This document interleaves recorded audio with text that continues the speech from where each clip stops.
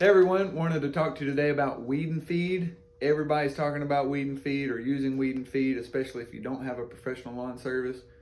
Most of you, if not all of you, do have a professional lawn service. So why am I wanting to share this with you? Number one, it will help you to understand weeds and when they grow and when they don't grow. It'll help you to understand what we do and why we do what we do. But you have a family friend or neighbor who uses a weed and feed product. There's a lot of different kinds on the market. I'm not going after any particular brand. I covered this one with duct tape. But this one, it kills weeds, prevents weeds, and feeds, I would argue, weeds, and you'll see why in the video. And so I want to go ahead and get some terms out. Prevents weeds. That's what we're talking about whenever we say pre-emerge, preventing the emergence of the weed. Kills weeds, also known as post-emergence. After it emerges, we're trying to kill the weed. And then feed. That means it's fertilizing, it's putting nitrogen, which is a major nutrient for plant growth, the major nutrient. And so on our chart here, I've got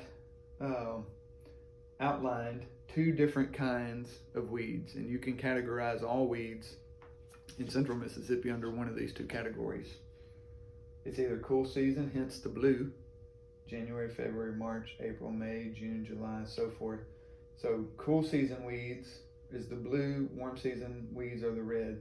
Cool season starts in September. Starts growing in October, November, and then you get to later in December when official winter starts and it chills out. And then it doesn't really grow until March or April when it springs up, and all of a sudden you get a lot of growth in March and April. And so that's for cool season weeds. Warm season weeds, they don't start growing until March. But let's pause on that and let's go back to, or let's start with preventing weeds. So it's really important to know, what are you wanting to prevent? If you have a Bermuda grass yard, you're wanting to prevent cool season and warm season because they get them both. Bermuda grass does not do a good job of preventing weeds. But I would say most yards in our area, no matter what kind of grass it is, warm season grass, centipede, St. Augustine, zoysia, they're going to have cool season weeds. So you want to consider a pre-emerge product in September, October. We do ours in this whole time period because we put out a weed killer and a weed preventer at the same time. So even if we don't get there until October 30th, we're preventing any more cool season weeds from coming up, and we're also killing the weeds that are up because we're using a combo product, or we're using multiple products, some that kill and some that prevent. And so then you also want to think about, so warm season weeds, you got to get your pre-emerge out before March. So many people use weed and feed in March or April and they say they can't get it to work. Well, that's because you're putting out a product in March or April when those warm season weeds have already started growing. You can't prevent their emergence, they've already emerged. And so a lot of homework is necessary or professional service because it's not a super straightforward matter. But I want to give you the straightforward facts that if you want to prevent warm season weeds, you have to put out a pre-emerge before they emerge. So that's January and February. Around the middle of March, some years earlier, some years a little later, but March 15th is the average time when crabgrass in our area in Jackson emerges. And so you got to get your pre-emerge out before then. There's some weeds you can't prevent. Some warm season weeds that you cannot prevent, such as nutsedge, buttonweed. And so that's why we also have to come in the summer and put out strictly a post-emerge treatment, is to kill the weeds that we couldn't prevent. You can't prevent them from coming up. So you also want to think about, okay, so the product, whatever product it is that you have, you're trying to kill weeds.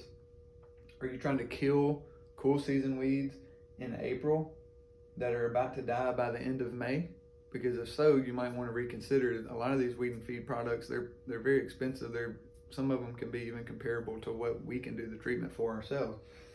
And so you want to think about, what am I trying to kill? Is it about to die anyway?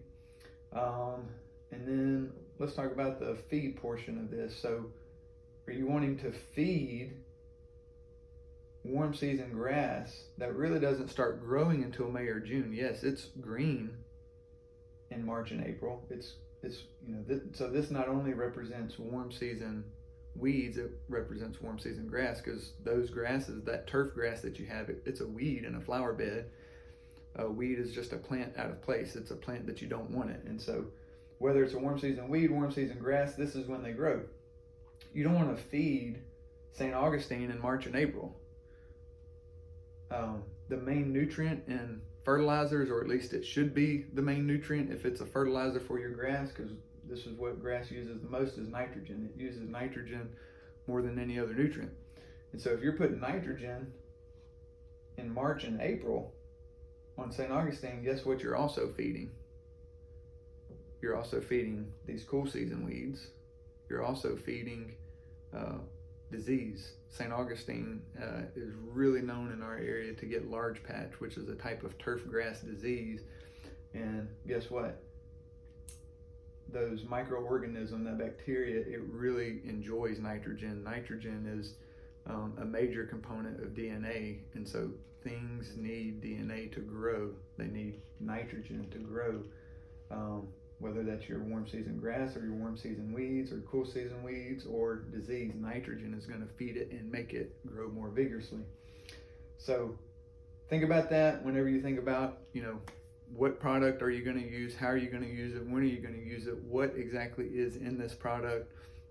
And I hope that helps, and let us know if you have any questions, and we hope you have a great spring.